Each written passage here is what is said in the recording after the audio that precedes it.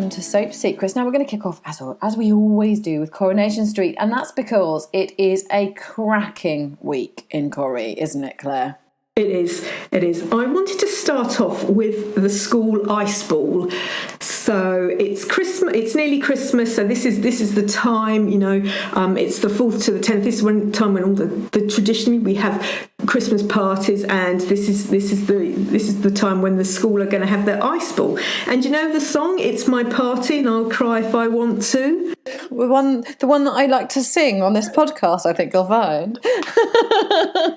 Well, they're going to be tears before bedtime in this storyline. It's absolutely brilliant. This is why I wanted to start with this one, because I think it's just wonderful. So Max fancies Summer.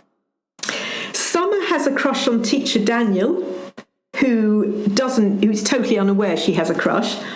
And Daniel is kind of seeing Daisy, and Daisy's kind of seeing a footballer. And Daisy's the kind of girl that could get the local footballer. So you've kind of got this, well, it's a bit more than a triangle, but we can really take Daisy out of it, I think. So it's really a triangle between Max, Summer, and an unaware Daniel. So Summer, she's young, and she sees Daisy, who is gorgeous, who wears, push-up bras and low-cut tops, and all the men fancy her. And she wants to be a bit more like her so she can ensnare, Daniel.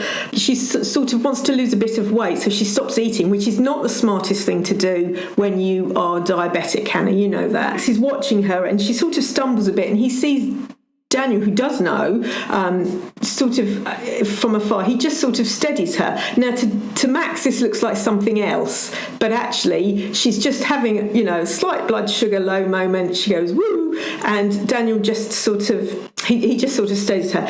And later on, Max is still sort of skulking around, and he sees Daniel put an energy bar into Summer's bag so that she has something to eat. Now, Daniel he's been coaching Summer because she wants to apply for Oxford. So he's been giving her a bit of coaching.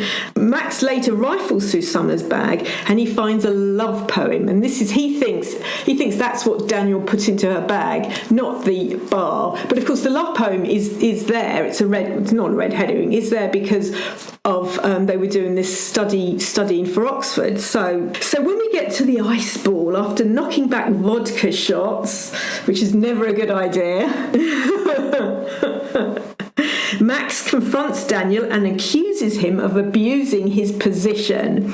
And as Summer belittles him, Max does his worst. I don't wish to spoil it for you, Hannah, but what happens next is unmissable. Gosh, they are brilliant, Corrie, aren't they? They've got all the great lines. Yeah. I do think that's a nice storyline. I think it's really good. There's, all these things. Max is saying all these things, and he's making 101 instead of 4. It's amazing. Yeah, no, it is. It really is. And the whole, we haven't talked about this in a few weeks, Claire, which, I didn't want to mention it, but now you brought it up again, the Tyrone and Fizz storyline, because I feel like this hasn't, no pun intended, fizzled out, because it's just got to continue, because, of course, we still do have a kind of odd set scenario here where you've got Phil, who Fizz is with. He's the Mr. Perfect. But is he? Is he? Is my dream of a Christmas reunion going to happen? Well, we'll have to wait and see on that for Christmas. But yes, there's more drama at a party because Phil has a big birthday, and Tyrone makes an accidental declaration at this birthday party. What is that declaration, or you are not able to tell me? Well, I can tell you a bit about it. Yeah, I can tell you. So Phil has been Mr. Perfect, hasn't he, for Fizz? Yeah. But his boiler broke down. He's been staying at Fizz's, and I would say a little bit of the shine is beginning to wear off, as it does when you start living with someone. Yeah, all their annoying habits become very, when they're just occasional, is all right. Yes. Regularly annoying. Yes, completely. So yes, and then Fizz gets to meet his mum Mimi. That's even more of a shock for poor Fizz. The two don't. Okay. I know it is. The two don't quite see eye to eye, and we discover that Phil's a bit of a mummy's boy as well. Okay, but the funny thing is that Fizz turns to Tyrone to tell him about her feelings about Mimi. Yes, and actually, Ty's he's got to quite a good place at the moment, and he defends Phil.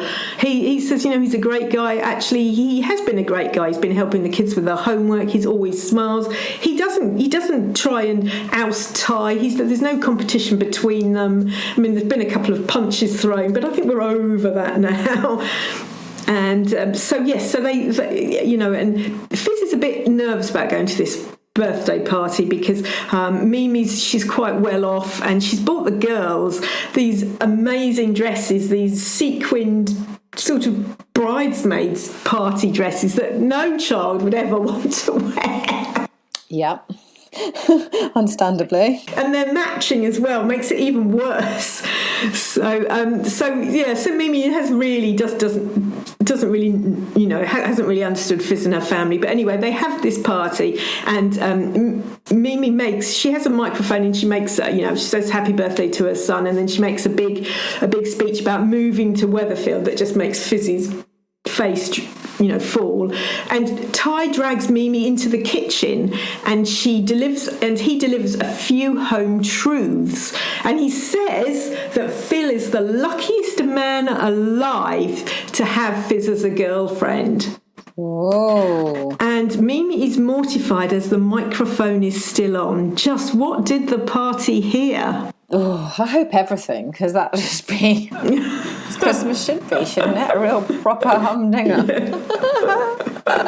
Oh, wow. It's good. We do like a good party where it all goes wrong. You've got two this week. I love it. Absolutely brilliant. Now, I'm going to move swiftly on to Emmerdale, because obviously anybody that's been watching I'm a Celebrity like I have will know that Danny Miller, who plays Aaron, has been enjoying his gagging time, I would say, in the castle. Because watching another person gag, and let's be honest, with the amount of lateral flow tests I've done, I'm quite used to hearing people gagging in our house. There's nothing more funny. I don't know why. But anyway, it's also a big week for Aaron this week, isn't it? Yes. I know it's great to see Danny on I'm a Celeb, and the weather's turning this weekend, so it's going to be really cold in that castle, isn't it? It's going to be freezing. I just can't think of it. It's going to just... So if we cast our minds back to a couple of weeks ago when Mina discovered that Ben had footage of her trying to drown Victoria during the survival challenge, she attacked him. Now, it was very difficult for me to talk about this storyline. She attacked him, and she actually slipped in a puddle of wine, and she did hit her head and briefly knock herself out, and I left it there that she might have died, but actually as we now know, she got up and she actually killed Ben. So she's now killed again, Armina. Oh, she can't stop herself, can she? No, she can't. So she's now killed Ben.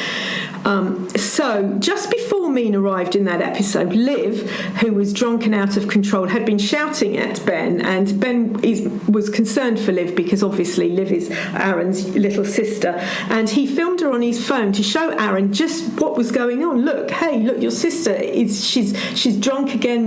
We're in a serious position here. So that obviously was on Ben's phone. Now Liv has been accused of killing Ben, Hannah. And she was so drunk that night, she can't remember anything. She can't say, yes, I did, no, I didn't. And this week it's her court case. So can her brother Aaron support his sister over the murder charge of killing his partner, or will he put himself first? Because this is a big thing, where do you go? He needs to support his sister, but then she's been accused of killing Ben, and she doesn't know whether she did or she didn't. And Mina obviously has gotten away scot-free because no one is even putting her in the frame because of this out of control Liv video on Ben's phone. So it looks very bad for Liv at the moment. So will Aaron support Liv, or will he put himself first? Will he make a shock exit, perhaps? Oh, you're throwing me a bone. We're not besting women this week. I'm not going to say any more. Hollyoaks.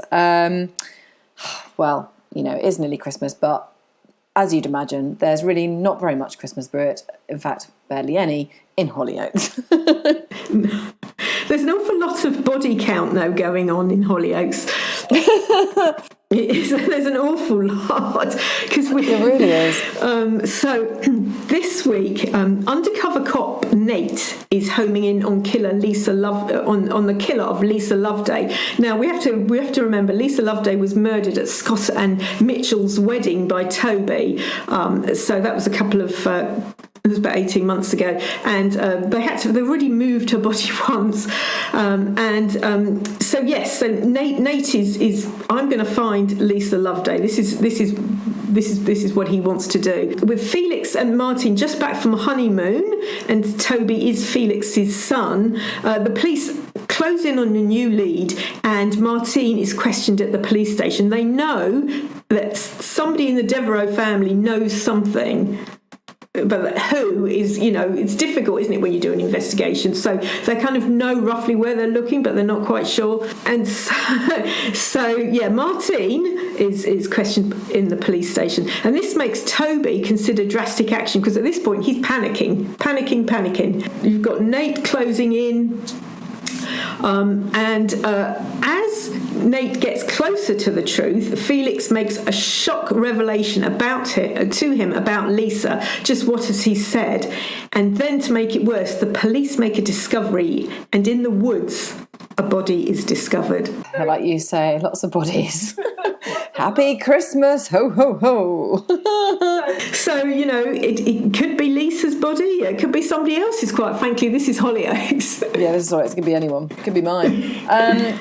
Meanwhile, Maxine and Sienna, they've teamed up, haven't they? Yes. To help prove Warren's innocence and to get him freed from jail, because, of course, he's in there for the murder of Timmy, which Fergus set him up for. Yes.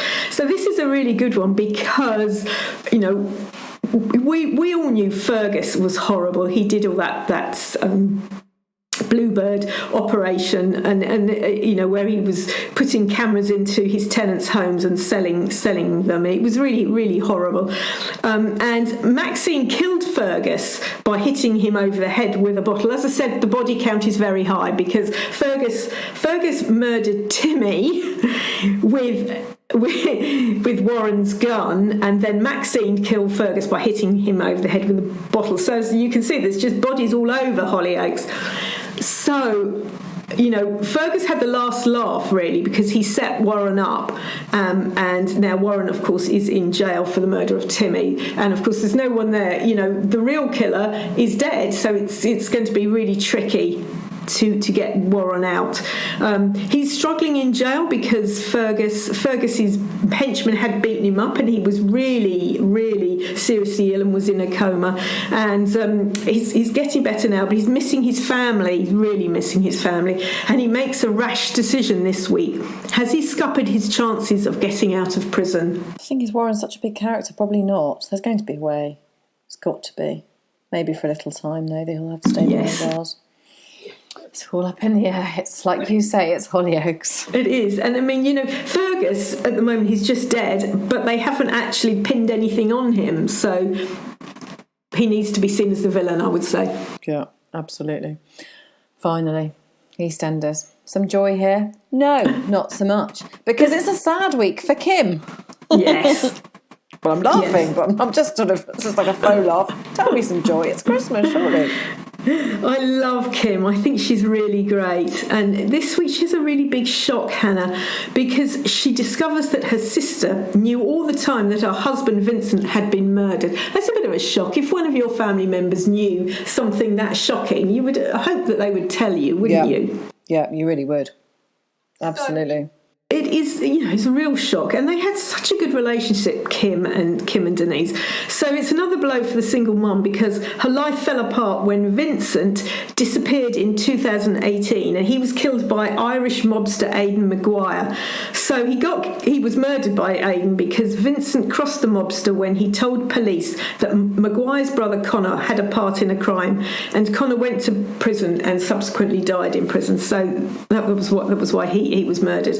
And to make matters worse this week, It's Denise's hen party for a Christmas wedding to Jack. So Kim's just found this shocking news out. If she'd have found out, well, she does know that Phil knew, but you can't expect that from Phil. But for her own sister to keep that from her, it's massive. And will she be able to keep a smile in place for the hen do? I think it might be a riotous hen do. For all the wrong reasons. There's loads of Christmas weddings.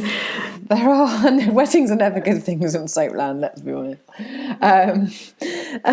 Stuart's also in crisis this week, isn't he? Because, he's in crisis and leans on Sonia rather than his partner, Rain. Yes.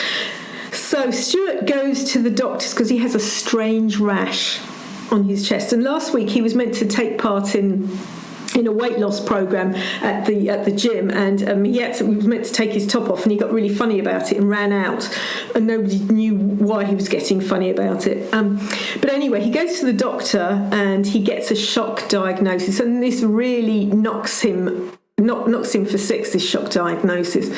And he goes to the pub and he hits the bottle. Hannah, this is how bad the shock diagnosis is. And Sonia sees him and helps to get him home. Now, Sonia's great, and she's a nurse, so she knows what she's doing. She can see he's in pain.